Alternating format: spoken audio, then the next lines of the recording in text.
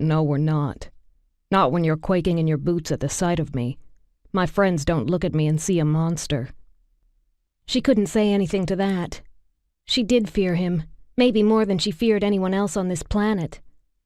Clay had almost destroyed her once, was the sole person who could do that even now. "I'm sorry." Sorry that her weakness had made him a murderer. Sorry that she wasn't strong enough to get past what she'd seen in that blood-soaked room. Sorry that she'd come here. No. She wasn't sorry about finding him. "I missed you." Every single day without him, she had missed him. Now he was a shadow in the darkness. All she could see clearly were those cat eyes of his.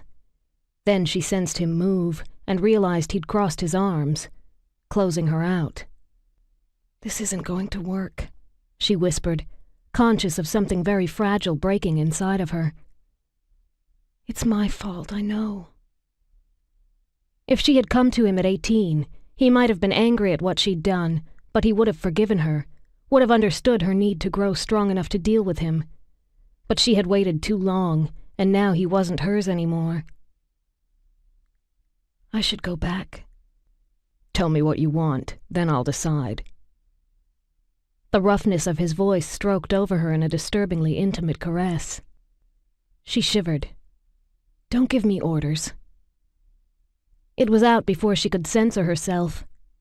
As a child, she had learned to keep her opinions to herself. It was far safer.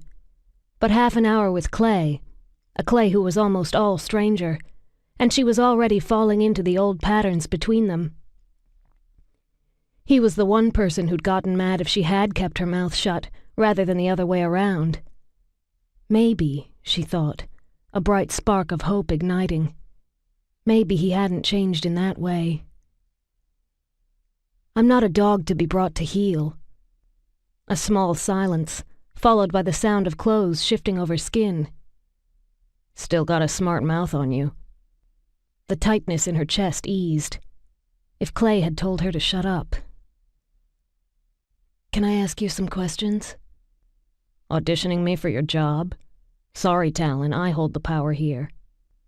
The emotional taunt hurt more than any physical blow. They had always been equals, friends. "I want to know you again." "All you need to know is that I'm even more deadly than I used to be." He moved far enough out of the shadows that she could see the unwelcoming planes of his face. "I'm the one who should be asking the questions. Tell me, where did you go after they took me away?" His words opened another floodgate of memory. A groggy Clay being hauled to his feet by black-garbed enforcement officers, his hands locked behind his back with extra-strength cuffs. He hadn't resisted, had been unable to do so because of the drugs they had shot into him. But his eyes had refused to close, had never left her own. Green. That was the color that drenched her memories of that day. Not the rich red of blood, but the hot flame of incandescent green. Clay's eyes.